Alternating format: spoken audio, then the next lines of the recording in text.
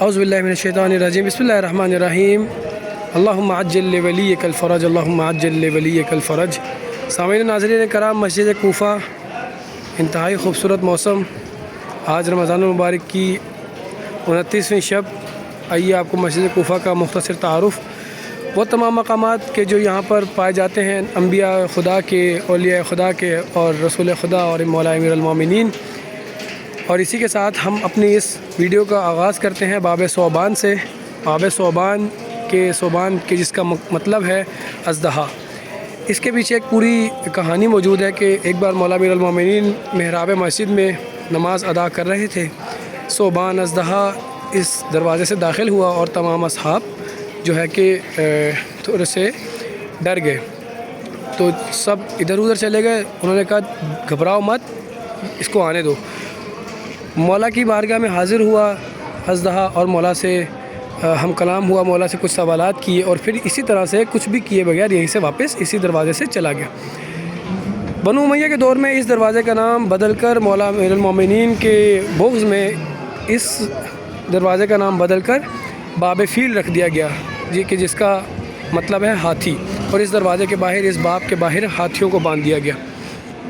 اور پھر بنو امیہ کی حکومت کا خاتمہ جب ہوا تو اس کے بعد اس باب کا نام دوبارہ سے باب ثوبان رکھ دیا گیا۔ آئیے آگے چلتے ہیں اور باقی مقامات کا تعارف کرواتا ہوں آپ کو۔ باب ثوبان کے بالکل نیچے مقام حضرت نبی اللہ کہ جہاں پر 4 رکعت نماز مستحب ہے کہ یہاں پر 4 رکعت نماز پڑھی جائے۔ اس مقام پر، مسجد کوفہ کے اس مقام پر حضرت ابراہیم علیہ السلام نے عبادت کی اور اس مقام کو حضرت ابراہیم کے نام سے منسوب کیا گیا۔ آئیے آگے چلتے ہیں۔ باب ثوبان سے جیسے ہی باہر آئے، ہمارے بائیں جانب آگے بڑھیں تو یہاں پر نبی اللہ حضرت خضر کا مقام ہے کہ جہاں پر حضرت خضر علیہ السلام عبادت کیا کرتے تھے۔ مقام حضرت خضر علیہ السلام 2 رکعت نماز یہاں پر ہدیہ کی جاتی ہے حضرت خضر علیہ السلام کو قربتاً الی اللہ کی نیت سے۔ آئیے یاد رکھیے، باب ثوبان سے ہم داخل ہوئے، باب ثوبان، اور یہاں سے ہم پہلا حضرت ابراہیم علیہ السلام کا مقام، اس کے بعد حضرت خضر کا مقام، اور یہیں سے ہم بائیں جانب چلتے جائیں تو آگے مقامات کا تعارف کرواتا ہوں۔ حضرت خضر کے مقام سے بائیں جانب یہ مسجد کا ایک دروازہ باب الرحمہ،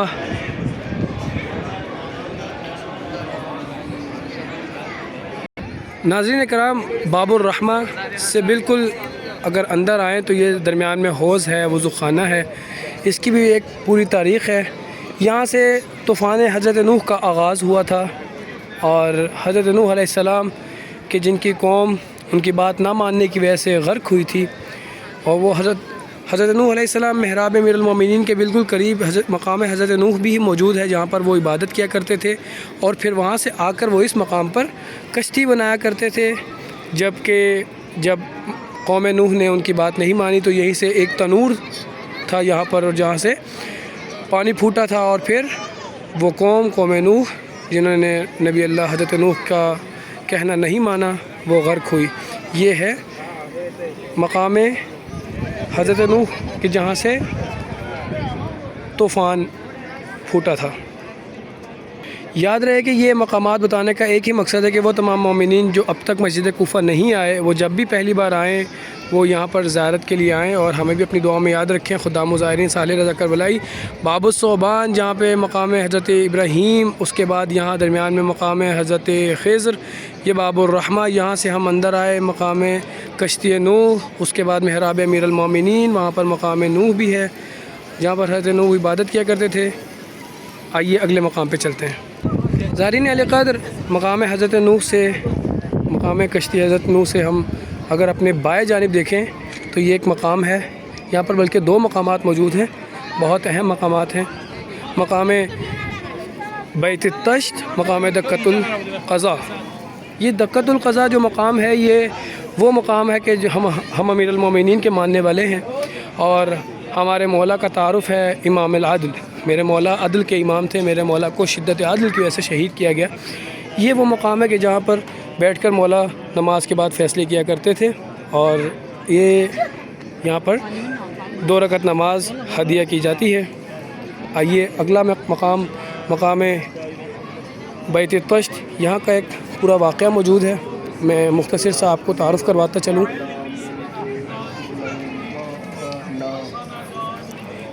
یہ وہ مقام ہے جہاں پر مولا علی علیہ السلام نے ایک ایسا فیصلہ کیا کہ جو تاریخ میں لکھا گیا، اور میرے مولا کو معجز نما میرے مولا، ایک خاتون مولا کی خدمت میں حاضر ہوئی اور مولا سے مدد مانگی کہ مولا میری جان بچائیے۔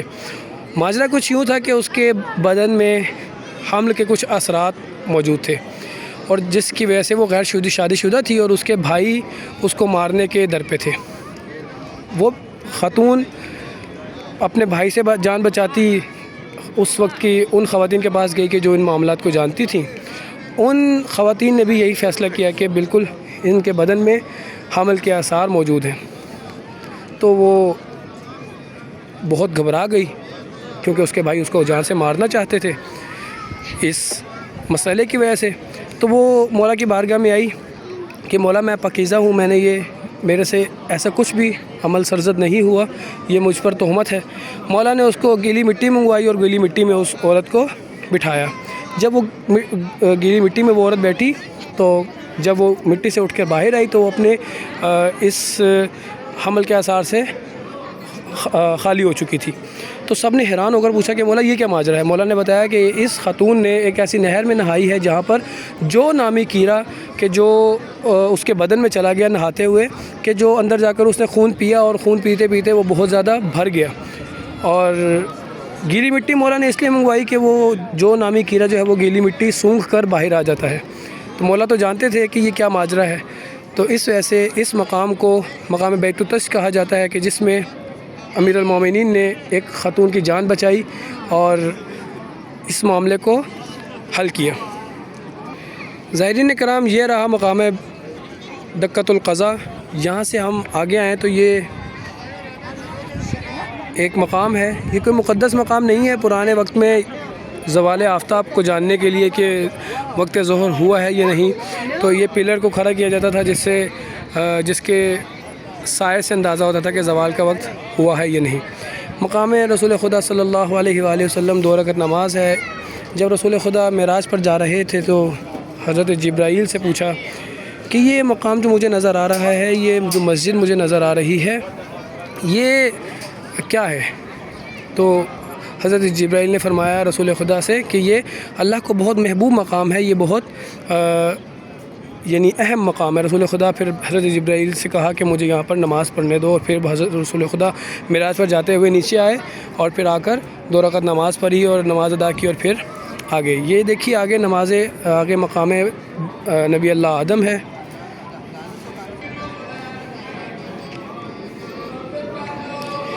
یہ وہ پاکیزہ اور مقدس مقام ہے کہ جہاں پر حضرت آدم علیہ السلام کی دعا قبول ہوئی اور اللہ تعالیٰ نے ان کی خطا کو درگزر فرمایا۔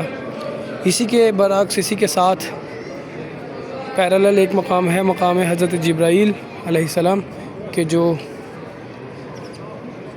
حضرت جبرائیل عبادت کیا کرتے تھے، رئیس الملائکہ یہاں پر آ کر عبادت کیا کرتے تھے۔ آئیے محراب امیر المومنین کی زیارت کرتے ہیں، مقام حضرت نوح کی زیارت کرواتا ہوں آپ کو۔ زائرین کرام،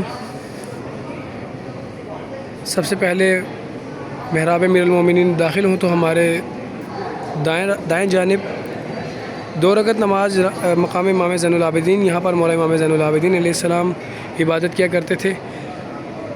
زائرین محترم، یہ وہ باب ہے، باب الصدہ، کہ جہاں سے مولا امیر المومنین کے گھر کا راستہ، مولا امیر المومنین اس دروازے سے داخل ہوا کرتے تھے اور محراب عبادت میں عبادت کیا کرتے تھے۔ یہ محراب رہا، یہ رہا محراب، اور یہ رہا وہ باب۔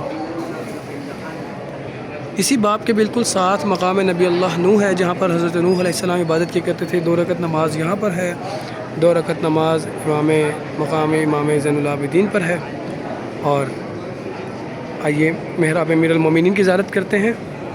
یہ ہے وہ مقام جہاں پر میرے مولا کو شہید کیا گیا، میرے مولا کو ضربت لگائی گئی۔ السلام علیکم یا امیر المومنین یا سید الوصیین، یا مولا یا جو مومنین اب تک اس زیارت پہ نہیں آئے، مولا تمام مومنین کو عزت زیارت عطا فرمائے۔ فزت و رب الکعبہ، میرا اعزاز ہے کہ میں اس مولا کا ماننے والا ہوں، اس امام کا ماننے والا ہوں کہ جس نے محراب عبادت میں یہ صدا بلند کی، فزت و رب الکعبہ، رب کعبہ کی قسم، رب کعبہ کی قسم میں علی کامیاب ہو گیا۔